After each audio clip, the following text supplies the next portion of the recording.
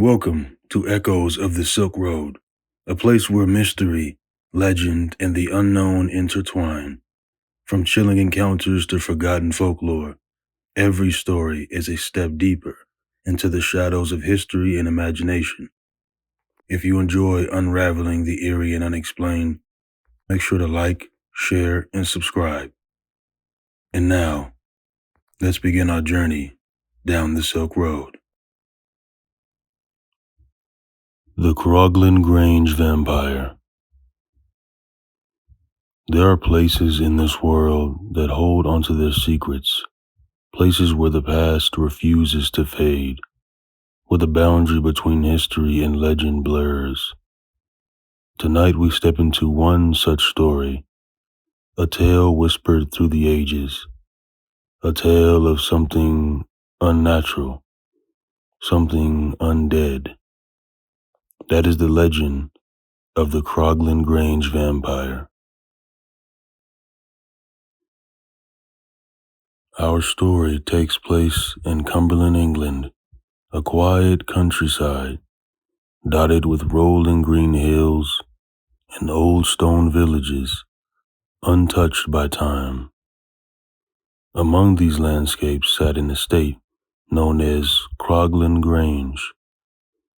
The house itself was modest, but surrounded by a haunting kind of beauty. At its edges lay an ancient churchyard, its tombstones weathered, its crypts long forgotten.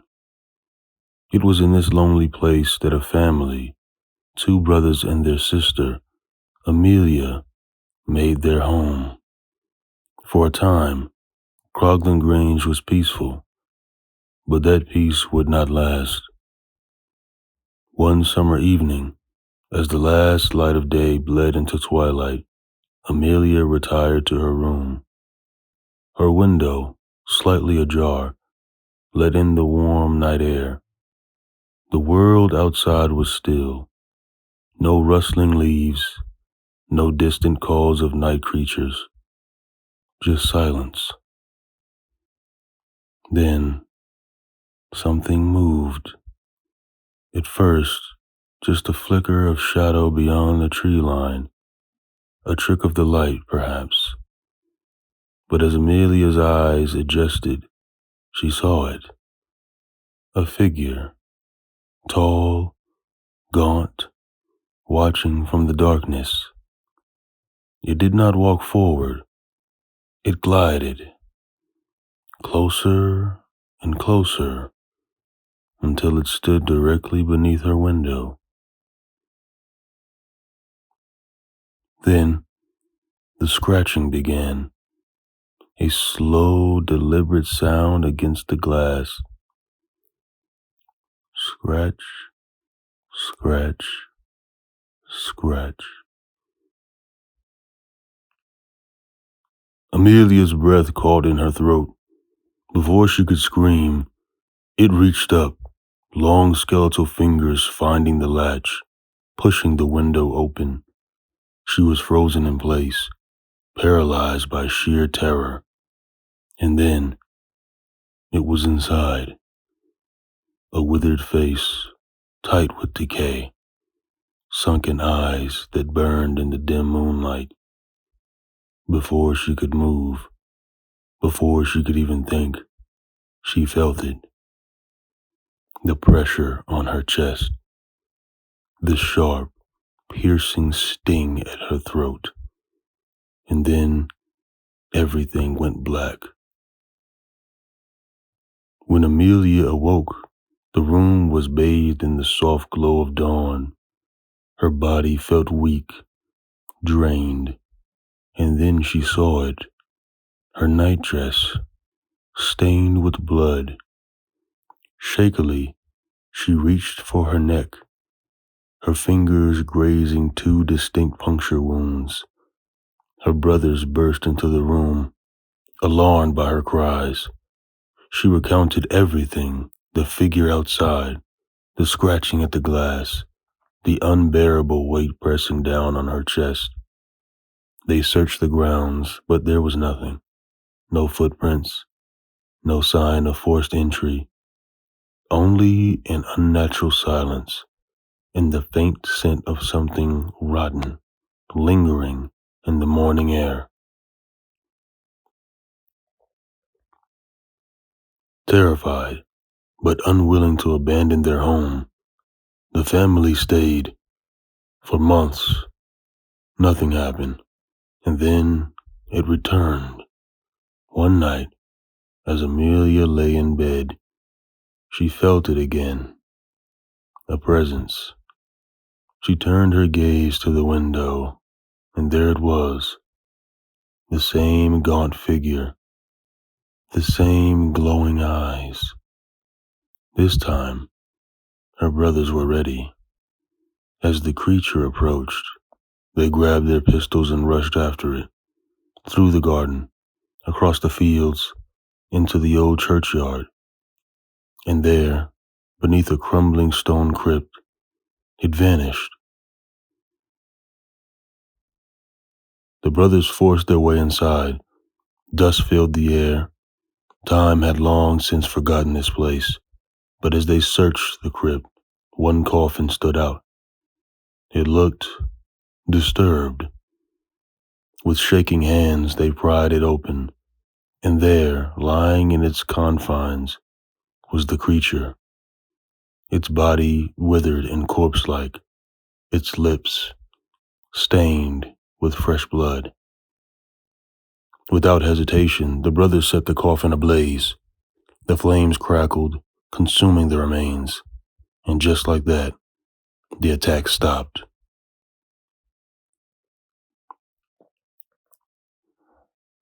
But what exactly did the Fisher family encounter that night?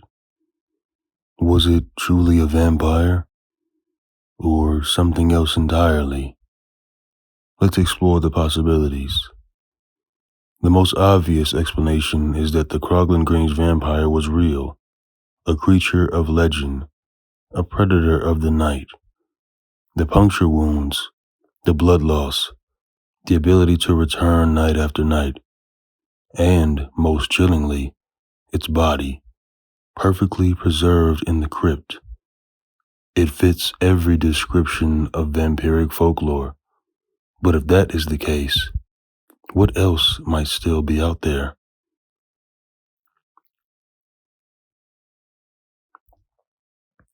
Others believe that the creature was not a vampire, but a revenant, a tormented soul rising from its grave. In folklore, those who die violently or are improperly buried sometimes return, seeking vengeance or sustenance. The crypt's disturbed state suggests something had been lurking within long before the Fishers arrived. Did they awaken something that should have remained undisturbed? Then, there's the skeptical explanation. Could Amelia have suffered from sleep paralysis, a condition where the mind wakes before the body, creating vivid hallucinations? The sensation of being held down, the figure at the window, the overwhelming terror, these are all common symptoms, but that doesn't explain the wounds or the figure her brothers saw with their own eyes. Finally, some believe the Croglin Grange vampire is nothing more than an exaggerated folktale. There are no official records confirming the Fisher family's existence at the time. Could this simply be a campfire story, twisted through retellings? Perhaps. But if that were true, why do people still report an unseen presence near Croglin Grange to this very day? The truth of Croglin Grange may never be known.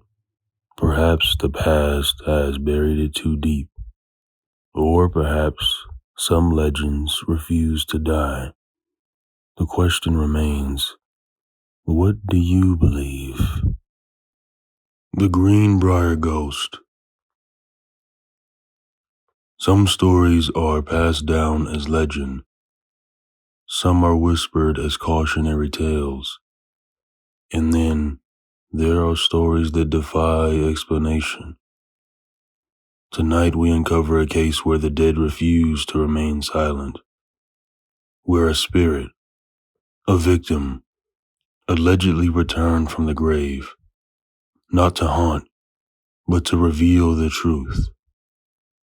A truth that changed history. That is the legend of the Greenbrier Ghost.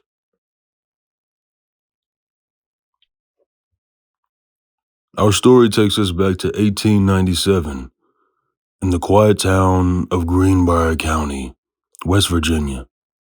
It was the kind of place where everyone knew each other, a place of rolling hills, wooden farmhouses, and a way of life that had remained unchanged for generations. And in this small, peaceful town, a young woman named Zana Hester Shue was about to meet a fate no one could have foreseen. Zona was beautiful, by all accounts, kind-hearted, and full of life. She had recently married a man named Erasmus Trout Shue, a blacksmith who had arrived in town just months earlier. To the outside world, they seemed happy, but behind closed doors, something was very, very wrong.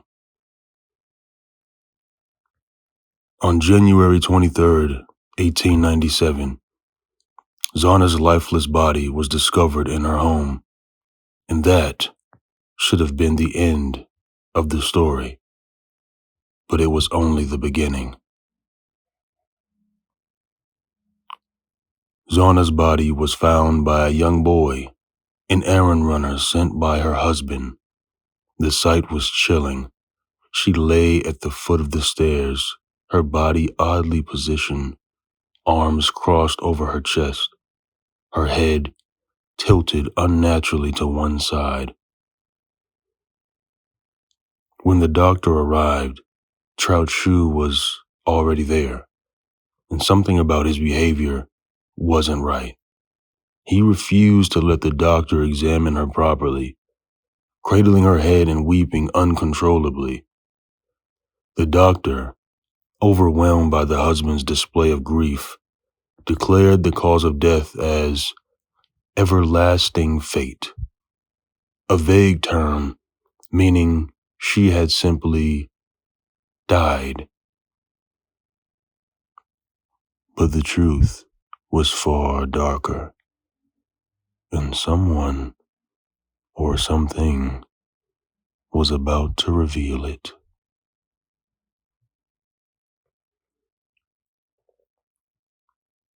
After the funeral, Zana's mother, Mary Jane Hester, knew something was wrong.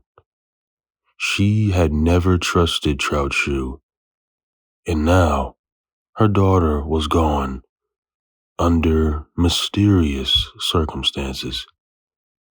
For weeks, Mary Jane prayed for an answer, begged for the truth, and then one night, it came.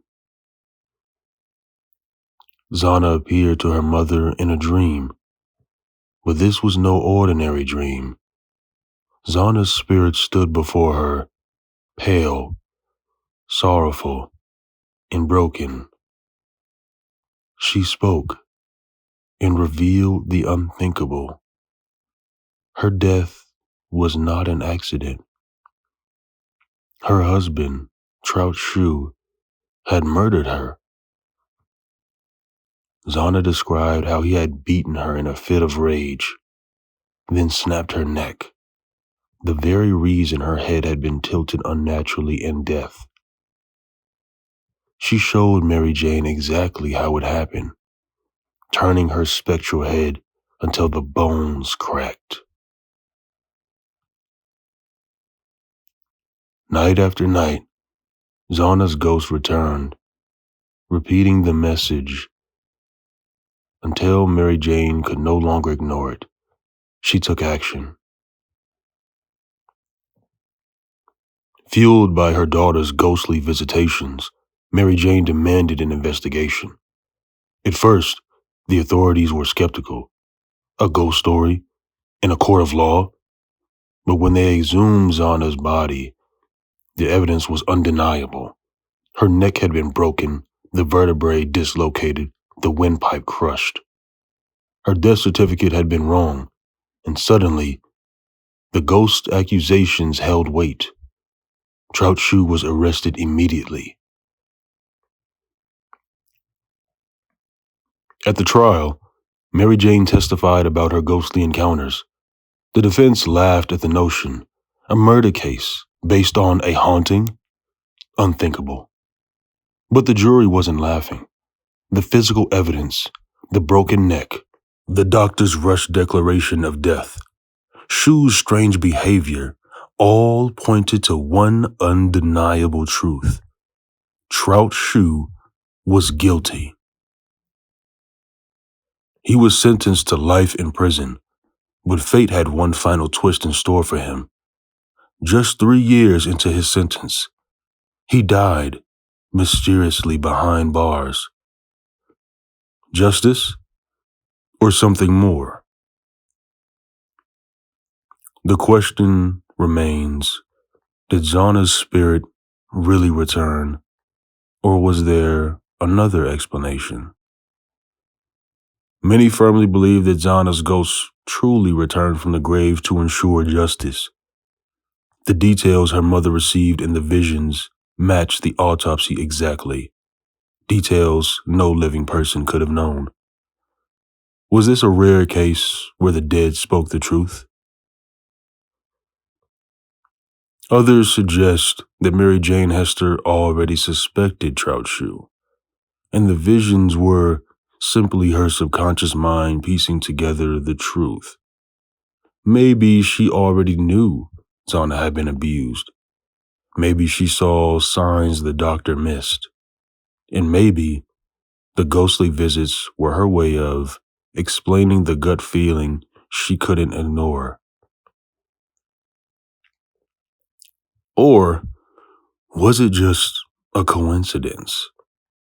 Could the investigators have misinterpreted Mary Jane's visions as proof, when in reality, Trout Shoe's guilt was evident all along? Or did she push them toward the answer they already suspected?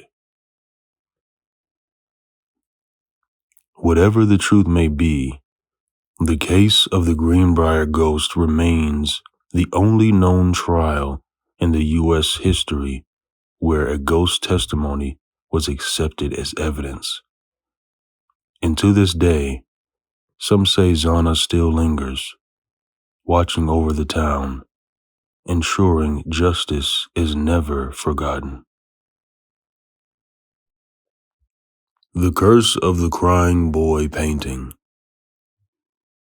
Some objects are said to carry a presence, a lingering energy, a curse.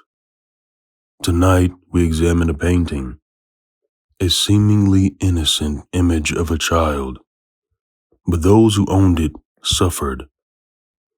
Mysterious fires, homes reduced to ashes, yet somehow, the painting itself always survived. Coincidence? Or something much darker? That is the legend of the Crying Boy painting.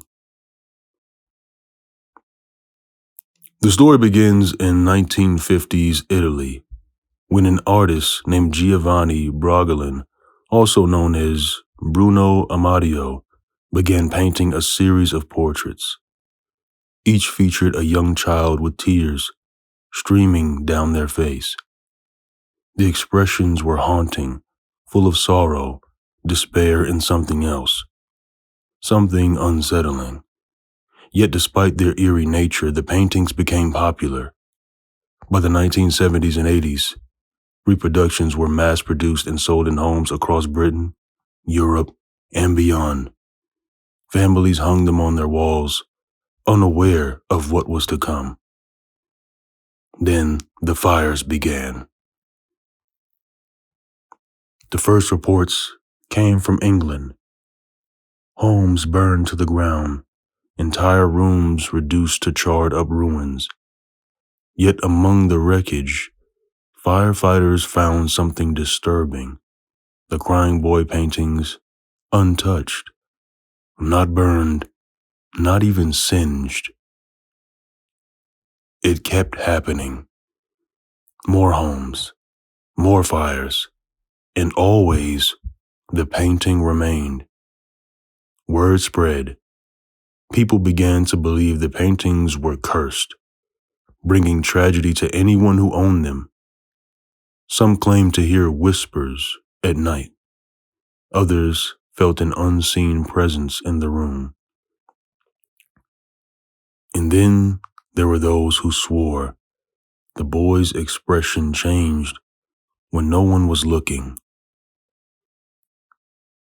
Was it just coincidence, or was something truly sinister at play?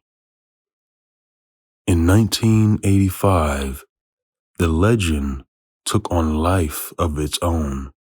The British newspaper, The Sun, published an article with a chilling headline, "Blazing Curse of the Crying Boy." The story detailed how dozens of homes had burned down, and in every case, the painting had survived untouched. Firefighters reportedly refused to keep the paintings in their own homes, fearing they would bring disaster. Some families, desperate to rid themselves of the curse, tried to burn the paintings themselves, but no matter how hard they tried, the flames would not touch them.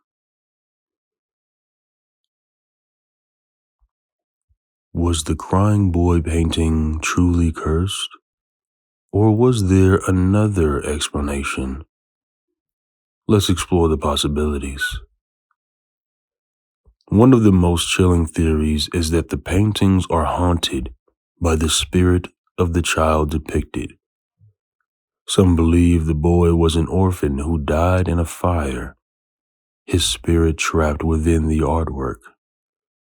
Others say he was a cursed child, abandoned by his parents, doomed to bring misfortune to anyone who looked upon his sorrow. Could it be that the fires were not accidents, but manifestations of his suffering? Then there is the story of the artist himself, Giovanni Croglin. Some claim he made a pact with the devil for artistic success, that his paintings were marked by something evil, and anyone who possessed them unknowingly invited darkness into their home. Of course, there is also a rational explanation. Some experts believe the paintings were coated in a fire-resistant varnish, making them more likely to survive fires. Could it be that physics, not the supernatural, was responsible? Or does that explanation feel too convenient? And then there's the power of belief itself. Once the media spread the idea that the painting was cursed, people became convinced their own misfortunes were caused by it. Fear is a powerful thing. Could the fires have been coincidental, but blown out of proportion by paranoia? Or was there really something sinister behind it all? Even today, the legend of the crying boy painting persists. Many who own the painting refuse to keep it in their homes. Some have destroyed them, some have locked them away, and some claim the curse is still very much alive. So if you ever come across a crying boy painting, will you take it home? Or will you leave it behind?